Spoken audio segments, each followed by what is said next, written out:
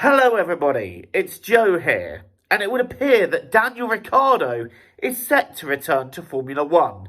The Australian driver is poised to replace Nyck de Vries at AlphaTauri from the Hungarian Grand Prix, with de Vries' contract being terminated with immediate effect. But let's talk about Nyck de Vries for a moment. He secured his AlphaTauri seat after a brilliant stand-in performance in Monza, standing in for Alex Albon, who was recovering from appendicitis at the 2022 Italian Grand Prix, and de Vries drove a solid race, finishing P9 and securing a couple of points.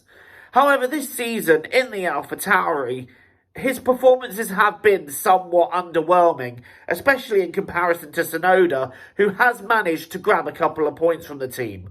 Where de Vries has made a handful of mistakes, when he hasn't, again, his performances have just lacked. He just hasn't really been there at all. And this isn't the first time that Red Bull have dropped drivers mid-season. In the main team, Daniel Kvyat got dropped in 2016 in favour of Max Verstappen after a crash in his home race at the Russian Grand Prix, in a call that I still think was a little bit harsh when you consider the race before that. Daniel Kvyat got a podium for Red Bull, finishing third in the Chinese Grand Prix.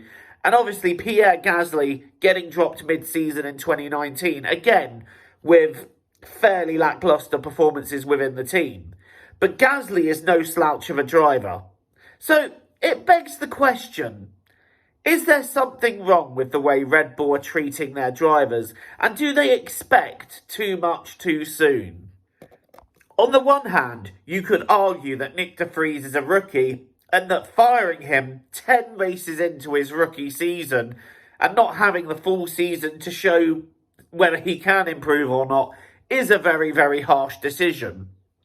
But on the other hand, Nyck de Vries is considered a seasoned racer, being a Formula E champion as well as being a champion in F2. So you could argue, should he have got up to speed sooner with the experiences and discipline that he has? Also, you could argue that it is very harsh to sack him before he gets a chance to race in his home Grand Prix at the Dutch Grand Prix in August. But it is what it is, and it's also very hard to gel de Vries' true performance when the AlphaTauri this year, well, let's put it this way, I could probably roll a supermarket trolley down a hill and it'd go faster than that car. But with Daniel Ricciardo coming in, it's interesting to see if he can move the team forwards that little bit more. And also it'll be a great chance to assess where Yuki Tsunoda's performance is at, because Daniel Ricciardo is a good driver. Let's throw that out there right now.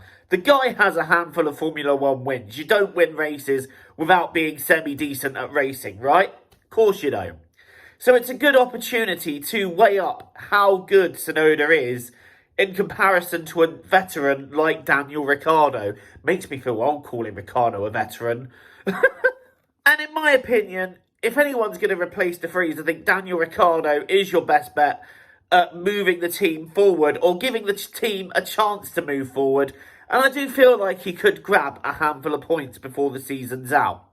But I also think Red Bull have a number of good drivers within their programme, namely Liam Lawson, who I'd absolutely love to see get a chance in Formula 1. Lawson was always there or thereabouts in F2, needed a little bit more consistency, but on his day, Lawson was brilliant. He nearly won the DTM championship in his first time of asking, and as I understand it, is doing relatively well in Super Formula. You've also got drivers like Enzo Fittipaldi in F2, Ayumu Iwasa. You know, drivers that I feel like I would like to see what they can do behind the wheel of a Formula 1 car. But guys, what are your thoughts on this whole thing? Let me know in the comments below. Discuss. I hope you enjoy the video. Don't forget to leave a like and hit the subscribe button if you're new here and you want to see more content from me. I would like to leave the big question here though. Is there something fundamentally wrong with how Red Bull treat their drivers? Again, thoughts in the comments box below. Thank you so much for watching. TTFN, ta-ta for now, take care.